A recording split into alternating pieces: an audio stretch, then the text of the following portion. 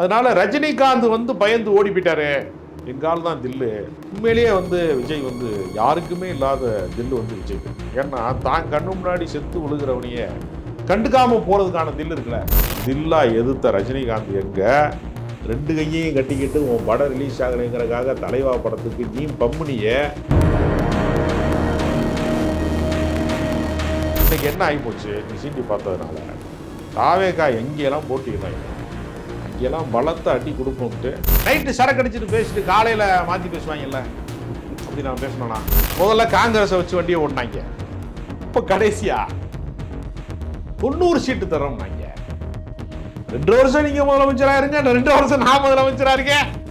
ஏ அப்பா, கட்சியில பக்கத்தில் உட்கார வைக்க கூடாது இணை ஒருங்கிணைப்பாளரா நினைக்கிற எடப்பாடி பழனிசாமி உன்னைய 2.5 வருஷம் முதலமைச்சராக உட்கார வச்சுட்டு இங்க 2.5 வருஷம் இருங்க. எல்லாத்தையுமே உல்டாவா சொல்றாங்க. இவங்களை யாரும் கூப்பிடவே இல்லை. காங்கிரஸ் கூப்பிடல, பிஜேபி கூப்பிடல. இவங்களா போய் கொள்கை எதிரின்னு சொல்லிக்கிட்டு கூட்டணியும் பேசணும்னு சொல்றாங்க. வரங்க கூச்சம்லாம் 4ஆம் தேதி ரிசல்ட் வர்றப்ப விஜய் வந்து இவங்க எல்லாரையும் அடிச்சு விரட்ட போறாப்புல. மாற்றுக்குரல் நேயர்களுக்கு வணக்கம். இன்றைய நேர்காணலில் நம்மோடு இணைந்திருக்கிறார் மூத்த ஊடகர் திரு ராஜகம்பீரன் அவர்கள். வணக்கம். வணக்கம். ஆட்டை கடிச்சு மாட்டை கடிச்சு, அது ஒரு பழமொழி கேள்விப்பட்டிருப்பீங்க. இன்னைக்கு ரஜினியை தாக்கி யாதவ் பேசினார். மறுநாளே மன்னிப்பும் கேட்டிருக்காரு. ஏண்டா தொட்டோம் அப்படின்ற ஒரு ரஜினி டைலாக் இருக்கு இல்லைங்களா, அந்த இடத்த பொருத்தி பார்க்கப்படுது. எப்படி பார்க்குறீங்க? ஏன் ரஜினியை திட்டணும்? அவர் ஏன் அந்த காலம் பதில் சொல்லணும்? புகழ் பெறுபவன் என்பவன் வந்து தன் சொந்த உழைப்பால் உயர்ந்து அவன்கிட்ட ஒரு அசாத்தியமான திறமை இருந்து உலகத்தை திரும்பி பார்க்க வைக்கக்கூடிய திறமையினால புகழ் அடைபவர்கள் அப்படின்னு ஒரு வகை உண்டு.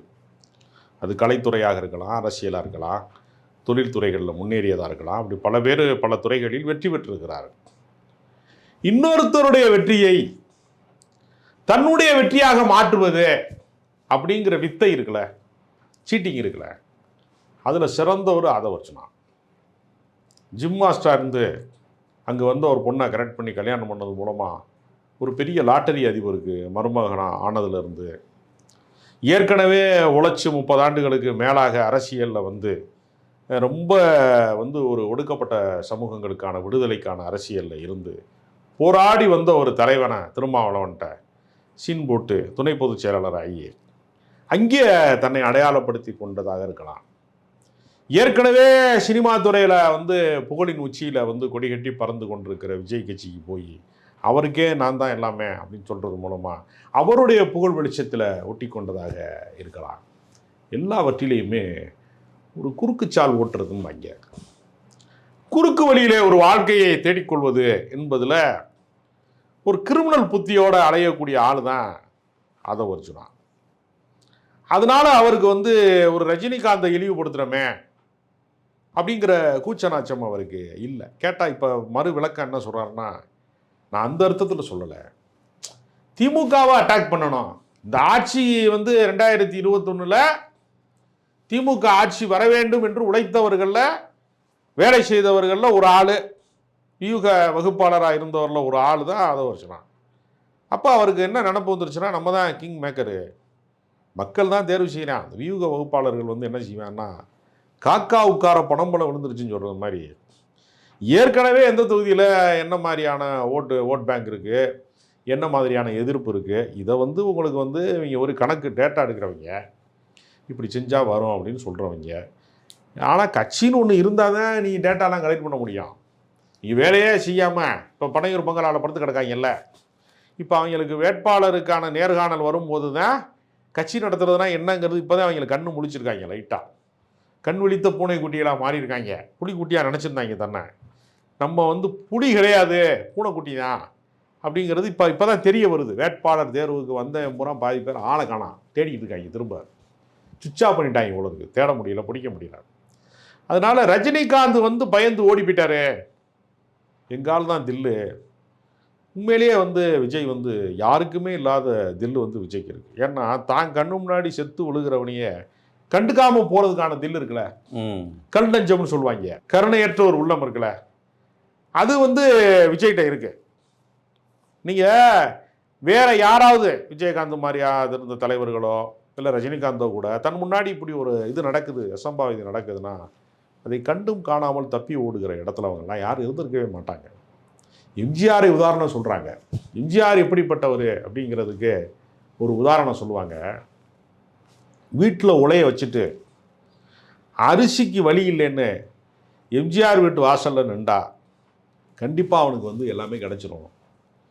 அந்த அளவிற்கு ஒரு நம்பிக்கையான ஒரு வள்ளலவர், வாரி வழங்கினவர், பிறர் உதவியை மனிதாயமான உதவி செய்தவர் அப்படிங்கிற ஒரு தன்மை உண்டு.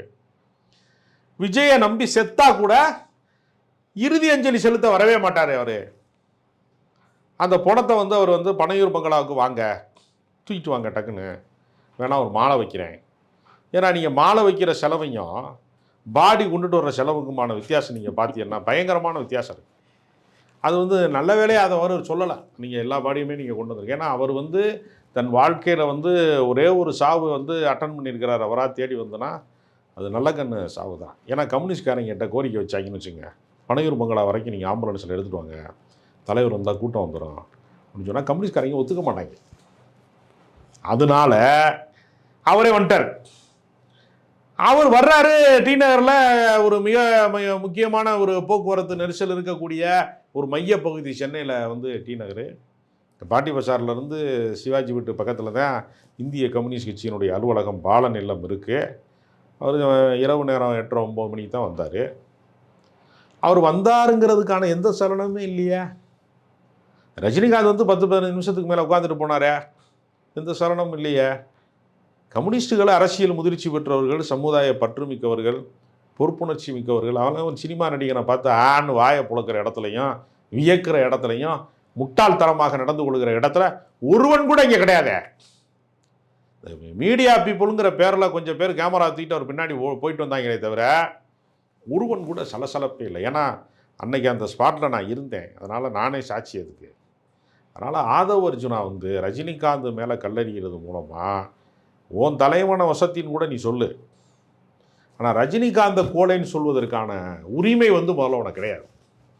ஏன்னா ரஜினிகாந்த் எப்படி அரசியலுக்குள்ளே கருத்து சொல்கிற ஒரு இடத்துக்கு வந்தாருங்கிறதை நான் பார்த்தவன். அதை 91-96 காலகட்டங்களில் மிக மோசமான காட்டாட்சியை, காட்டு தர்பாரை ஜெயலலிதா நடத்தி கொண்டிருந்த போது மிக மோசமான கருப்பு சட்டங்கள், ஆடு கோழி வெட்டக்கூடாது, அரசு ஊழியர்களுக்கு ஒரே கையெழுத்தில் 1.5 லட்சம் பேர் வேலை இழந்தது, எஸ்மான்னு சட்டம் போட்டது, வளர்ப்பு மகன் திருமணம் நடந்தது, வாச்சாத்திலே வன்கொடுமைகள் நடந்தது, ஊழலுடைய ஒரு ரூபா சம்பளம் வாங்கிட்டு பல கோடி ஊழலுக்கு ஆளானது, வளர்ப்பு மகன் திருமணம் ஆனது, இதெல்லாம் ரொம்ப அடாவடியான ஒரு ஆட்சி நடந்து கொண்டிருந்த போது ஜெயலலிதா மீண்டும் ஆட்சிக்கு வந்தால் ஆண்டவனாலையும் காப்பாற்ற முடியாதுன்னு ஜெயலலிதா மாதிரி அன்னைக்கு ஒரு சர்வாதிகார அரசியல்வாதியை போல இருந்து கொண்டிருந்த ஜெயலலிதாவை பார்த்து தில்லா எதிர்த்த ரஜினிகாந்த் எங்கே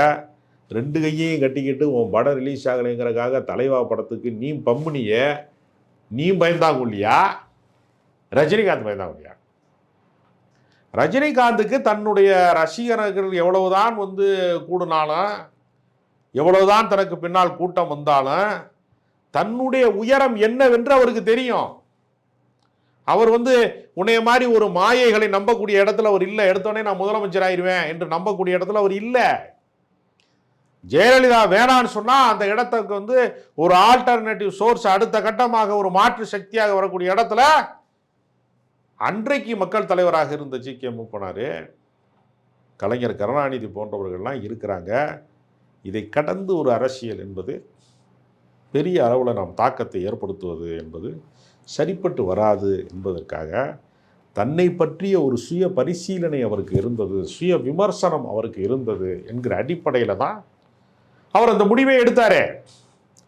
அவருக்கு பின்னாடி பாஜக ஒரு அழுத்தத்தை கொடுத்து எப்படியாவது நீங்கள் இந்த கட்சி தொடங்கணும் என்ற அழுத்தம் கொடுத்த போது கூட கடைசி நேரத்தில் எஸ்கேப் ஆயிட்டு திருவள்ளுவருக்கும் எனக்கும் காவி சாயம் பூச முடியாது அப்படின்னு சொன்ன ஒரு ரஜினிகாந்த். திருவள்ளுவர் எல்லா மக்களுக்குமானவர், தமிழர்கள் அனைவருக்குமான அறிவு சொத்து திருக்குறள். திருவள்ளுவர் அனைவருக்கும் சொந்தமானவர், சமயங்களை கடந்தவர், சாதிகளை கடந்தவர், இன்னும் சொல்லப்போனால் நாடுகளை, தேச எல்லைகளை கடந்தவர். உலக எல்லை முழுமைக்குமான ஒரு ஒப்பற்ற இலக்கியத்தை படைத்தவர். அது மாதிரி ஒரு கலைஞனாக இருக்கிறவன், திரைக்கலைஞனாக இருக்கிறவன் ஈரானிய படத்தை இங்கே உட்காந்து பார்க்குறான். ஏன் பார்க்குறான்? கொரியன் படத்தை பார்க்குறான். சினிமாவிற்கென்று ஒரு தனித்த மொழி கிடையாது. ஏன்னா சினிமாவே ஒரு மொழி தான். அந்த பாவனைகள்லாம், அந்த நடை பாவனைகளும், அந்த அவங்களுடைய முகபாவங்கள்லையுமே ஒரு மொழி இருக்கு. அதற்குள்ளேயே ஒரு கலைஞர் என்பது ஜப்பான்ல ரசிகன் இருக்கான் ரஜினிகாந்துக்கு, விஜய்க்கு கிடையாது. உலக நாடுகள் முழுக்க ரஜினிகாந்த் அறியப்பட்டவராக இருக்கிறாரு. அவரை போய் நீ வந்து சீண்டி பார்க்குற வேலை. இன்னைக்கு என்ன ஆகிப்போச்சு? நீ சீண்டி பார்த்ததுனால தாவேகா எங்கேயெல்லாம் போட்டிடலாம், அங்கெல்லாம் பலத்தை அடி கொடுப்போம்ட்டு ரஜினி ரசிகர்கள் சொல்லிட்டாங்க. ஓ மேடையிலையே, தாவேகா மேடையிலையே ரஜினிகாந்தை பற்றி நீ பேசுனது தப்பு, புரியுதா ஆதவர்ஜனா அப்படின்னு ஒருத்தன் கேட்டுவிட்டான், நிர்வாகி கேட்டான். இதுதான் உன் நிலைமை. அதனால வெளிச்சத்தில் வந்து வேட்டியை உருவி விட்டது மாதிரி நீ வந்து என்ன வேணாலும் ஆபாசமாக பேசலாம், அத்துமீறி பேசலாம் அப்படின்னு நீ நினச்சேன்னா அதுக்கு பதிலடி இருக்கு. அதுதான் உலகத்துக்கே சூப்பர் ஸ்டார் ரஜினிகாந்த். அந்த ரஜினிகாந்தை பகச்சிக்கிட்டா, அதாவது ரஜினிகாந்தை எதிர்த்து பேசினா இவர் வலிமையாலாம் இந்த ஊர்க்குருவி பருந்தாகுமா ஆகாதுன்ற இடத்துல இன்னைக்கு குருவியாக ஆதவ பார்க்குறீங்க.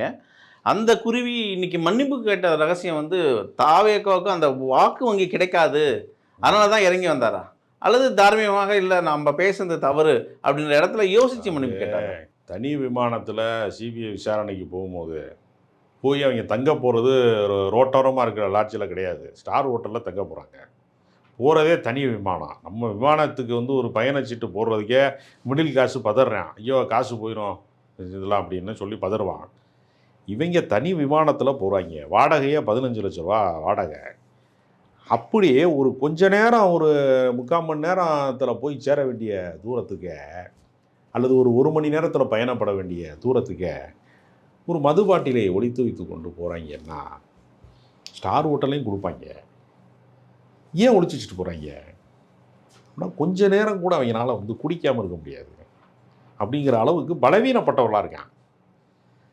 இப்படி போதைக்கு அடிமையாக இருக்கிற இவங்க புத்தி பேதலிச்சு போய் வரம்பு மீறி பேசிட்டு நைட்டு சரக்கு அடிச்சுட்டு பேசிட்டு காலையில் மாற்றி பேசுவாங்கல்ல, அப்படி நான் பேசினேனா, நானா குடிகார பேச்சு உங்களை வந்து நான் அப்படிலாம் பேசினேனா அப்படின்னு சில பேர் கேட்பான்ல நம்மகிட்டே. அதே மாதிரியே இவங்க பேசுகிறாங்க மறுநாள். ஓ கட்சிக்கு கூட்டணிக்கு ஒரு வயலும் வரல. பிரவீன் சக்கரவர்த்தி பேசிட்டாரு, மாணிக் தாகூர் பேசிட்டாரு, அந்த அவர் வர்றாரு, என்னை மானாமதுரையில் கேட்டாங்கோ, மயிலாடுதுறையில் கேட்டாங்கோ, மன்னார்குடியில் கேட்டாங்க. நீ ஒரு வயலும் கேட்கலைங்கிறதான உண்மை. ஒருத்தன் வரல கூட்டணி. இப்ப முதல்ல காங்கிரஸை வச்சு வண்டியை ஓடினாங்க, இப்ப கடைசியா 90 சீட்டு தரோம்னாங்க. 2 வருஷம் நீங்க முதலமைச்சரா இருங்க, 2 வருஷம் நான் முதலமைச்சரா இருக்கேன், ஏ அப்பா அப்படின்னு டைலாக் பேசுறாங்க. எடப்பாடி பழனிசாமி அதிமுகவிலேயே 3 முறை இடைக்கால முதலமைச்சராக இருந்தாலும் பக்கத்தில் வச்சுக்கிறாம அடித்து துரத்தி விட்டது மாதிரி தண்ணீர் பாட்டில் விட்டு அடித்து ஓபிஎஸ்ஸை அதிமுக வேட்டியே கட்டக்கூடாதுன்னு சொல்லி கோர்ட்டில் கேஸை போட்டு ஓட ஓட விரட்டி ஊர் எல்லைக்கு அப்பால கொண்டு போய் விடுறது மாதிரி அதிமுகவிலேயே நீ இல்லைங்கிற அளவுக்கு கொண்டு போய் இதுக்கு மேலே இந்த பயனை சல்லி பயல் கட்ட நம்மளால வந்து கெஞ்ச முடியாதுறாங்கிற நிலைமைக்கு போய் ஓபிஎஸ் போயா நான் தாய் கழகத்துக்கு போகிறேன், எம்ஜிஆரே திமுக தான் இருந்தார், எனக்கு அதிமுக வேணாம் அப்படின்னு சொல்லிட்டு ஜெயலலிதாவால் அங்கீகரிக்கப்பட்ட இடைக்கால முதலமைச்சராக 3 முறை இருந்தவரை கட்சியில் பக்கத்தில் உட்கார வைக்கக்கூடாது இணை ஒருங்கிணைப்பாளரான்னு நினைக்கிற எடப்பாடி பழனிசாமி 1.5 வருஷம் முதலமைச்சராக உட்கார வச்சுட்டு நீங்க 2 வருஷம் இருங்க, நான் 2 வருஷம் இருக்கேன் சொல்லக்கூடிய அளவுக்கு அவர் பெருந்தன்மையானவராக இருந்தா டிடிவி தினகரனை உட்கார வச்சிருப்பாரு பக்கத்தில். அவரே பிஜேபி காரன் வந்து வம்படியா எடுத்து கொண்டு வந்துட்டான், திகார் ஜெயிலுக்கு போறியா நீ வந்து என்டிஏ கூட்டணி போறியா அப்படின்னு கேட்குறாங்க சிபிஐயில். இங்கே வயசாகிடுச்சு, 60 வயசுக்கு மேலே ஆயிடுச்சு, ஹார்ட்டு சர்ஜரிலாம் பண்ணிட்டேன், ஆஞ்சியோகிராம்லாம் பண்ணிட்டேன், இனிமே எப்படிங்க ஏசி இல்லாமல் இருக்கிறது, ஜெயிலெலாம் இருக்க முடியாதுங்க, சரி போட்டு வராதுங்க, என்டிஏ கூட்டணி அதுக்கு எவ்வளோ பெஸ்ட்டுங்க அப்படின்ட்டு டிடிவி தினகரனை வேறு வழி இல்லாமல் கூட்டு போய் வச்சுருக்காங்க. பக்கத்தில் யாரையுமே சேர்க்க விடுறதில்ல, செங்கோட்டையனை சேர்க்கறது இல்லை, தன் சொந்த கட்சிக்காரனைய கட்சியில் மிக நீண்ட காலமாக பயணித்தவர்களையே எத்தனை பேரை விரட்டியிருக்காங்க. அன்வர் ராஜா ஆளை காணாம். அன்வர் ராஜாலாம் எம்ஜிஆர் கட்சி ஆரம்பிக்கும் போது முதல் ஆள், சாதாரண ஆள் கிடையாது. கல்லூரி பேராசிரியரெல்லாம் இருந்திருக்காரு, கல்வியாளர், படித்தவர், தத்தி கிடையாது, சிலுவம்பாளையம் பழனிசாமி மாதிரி கிடையாது, சிந்திக்கக்கூடிய ஆற்றல் மிக்கவர்கள்லாம் வேணாம்ப்பா இந்த சகவாசம், அவங்க சகவாசம் வேணாமப்பா, நாங்கள் கிளம்புறோம்ப்பான்னு பொட்டியை தூக்கிட்டு திமுகவுக்கு போக வேண்டிய நிலைமைக்கு ஆளை. அப்படி யாரையுமே பக்கத்தில் ஆலண்டா பிசாசும்பாங்க, பக்கத்தில் ஒரு வேளை விட மாட்டேன்னு சொல்கிறவங்களாம் இருக்கான். அந்த நிலைமையில் இருக்கிற ஆளை 2.5 வருஷம் என்ன முதலமைச்சராக இருக்க சொன்னார்.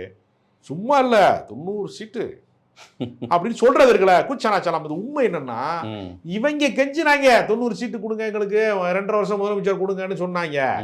அவங்க விரட்டி விட்டாங்க. அதுதான் நடந்தது. இதையே மாற்றி சில பேர் சொல்லுவான் தெரியுமா, இந்த பக்கத்தலைக்கு பாயசம் ஊற்றுங்க அப்படின்பா பந்தியில் உட்காந்து. ஏன்னா அவனுக்கு பாயசத்துக்காக இந்த பாடுபடுறான்டாவே, ரொம்ப மானம் கட்டவனா இருப்பான் பொழுதுக்கு, கத்துறான்டா அப்படின்னு நினப்பாங்கிட்டு. ஏய் பக்கத்தலைக்கு ஊற்றியா அப்படின்னு கிட்ட வந்தோன்னே எனக்கு ஊற்றியாம்பாங்கல்ல. அதே மாதிரியே இவங்க எல்லாத்தையுமே உல்டாவாக சொல்கிறாங்க. இவங்களை யாரும் கூப்பிடவே இல்லை. காங்கிரஸ் கூப்பிடலை, பிஜேபி கூப்பிடலை. இவங்களா போய் போய் கொள்கை எதிரின்னு சொல்லிக்கிட்டு கூட்டணியும் பேசணும்னு சொல்கிறாங்க பாருங்க, கூச்சம் இல்லாமல். இதுதான் தாவேக்கா. தாவேக்கால இப்போ எனக்கு என்ன நிலைமைன்னா, என்னத்தையும் நீ வாட்டுக்கு ஒரு ஆள் தோட்ட பூபதி நாராடான்னு ஒரு சாங் ஆடிக்கிட்டு, என்னத்தையும் என்டர்டெயின்மெண்ட் பண்ணிக்கிட்டு, சம்பளத்தை வாங்கிட்டு வெளிநாடுகளுக்கு போயிட்டு, தீவுக்கு போனோமா, எங்கேயாவது போனோமா, ஜாலியாக இருந்தோமான்னு நீ வாழ்ந்துட்டு இருந்த. உனக்கு அந்த வாழ்க்கையும் போய் தேரை இழுத்து தெருவில் விட்டது மாதிரி இந்த வாழ்க்கையும் போய் இப்போ ஜனநாயகன் படத்தை வெட்டிட்டாங்க. இங்கே மொத்தமாக க்ளீன் ஷேவ் பண்ணி அனுப்பியிருக்காங்க. அது இனிமேல் ஓடுமான்னு வேற தெரியலை. அப்போ சினிமா மார்க்கெட்டுன்னு தெரிஞ்சு, அரசியல்லையும் நீ அறவேக்காடா அலைஞ்சு ஒன்றுமே இல்லாமல் உன்னை ஆதரிச்சுனா ஒரு வழி பண்ணாமல் விட மாட்டாப்புல. நான் திருமாவளவனை முதலமைச்சராக்குவேன் அப்படின்னாப்புல விசிகால ஆதரிச்சுனா ஆக்கிட்டாப்புல. அடுத்து போய் இப்போ சிஎம் ஆக்கிறதுக்கு விஜய்கிட்ட போயிருக்காப்புல. அதே மாதிரி தான் இந்த ஜான் ஆரோக்கிய சுவாமின்னு ஒருத்தர் இருக்கான். அவன் என்ன பண்ணியிருக்கான்னா, மாற்றம் முன்னேற்றம் அன்புமணி அப்படின்னு ஒரு கோஷத்தை அவன் தான் உருவாக்கி, சும்மா கிடந்த அன்புமணியை கொண்டு வந்து முதலமைச்சராகாமல் விட மாட்டேன்னு சொல்லி விளம்பரத்தை போட்டு என்னது நான் வியூகம்லாம் வகுக்கிறேன்னு சொல்லி அன்புமணி அரசியல் வாழ்க்கையை அஸ்தமனமாக்கி சூன்யமாக்கி அதை ஒரு ஓரம் கட்டி வச்சுட்டு அதே ஆள் தான் அங்கே போயிருக்காங்க. இவங்கெல்லாம் யார் எங்கெங்கேருந்து வந்திருக்கிறாங்க. வைகோவை முதலமைச்சர் ஆக்காமல் விட மாட்டேன்னு சொன்ன ராஜில் சம்பத்து, அன்புமணியை பெரிய தலைவர் ஆக்காமல் விட மாட்டேன்னு சொன்ன ஜான் ஆரோக்கிய சாமி, திருமாவளவனை முதலமைச்சர் ஆக்காமல் விட மாட்டேன்னு சொன்ன ஆதவர்ஜனா. இவங்களெல்லாம் எப்படி விஜய் நம்புறாருன்னு ஒரு வேடிக்கை இருக்கு பாருங்க. விஜய் உண்மையிலேயே ஒன்றுமே தெரியாத அரசியலில் எதுவுமே தெரியாத ஆளாக இருந்தால் தான் இதெல்லாம் இவங்களையெல்லாம் நம்ப முடியும். இந்த கண்ணு திறக்கிறதுக்கு ரொம்ப நாள் கிடையாது. ஒரு மாதம் கழிச்சிருச்சுன்னா தேர்தல் நெருங்கிடும். அதுக்கு பின்னாடி நீங்கள் 4ஆம் தேதி ரிசல்ட் வர்றப்ப விஜய் இவங்க எல்லாரையும் அடித்து விரட்ட போகிறாப்புல. அப்போ நம்ம 4ஆம் தேதி ஒரு இன்டர்வியூ நம்ம மீண்டும் சந்திக்கலாம். தொடர்ந்து பேசுவோம். உங்கள் நேரத்தை உங்களுக்கு நன்றி.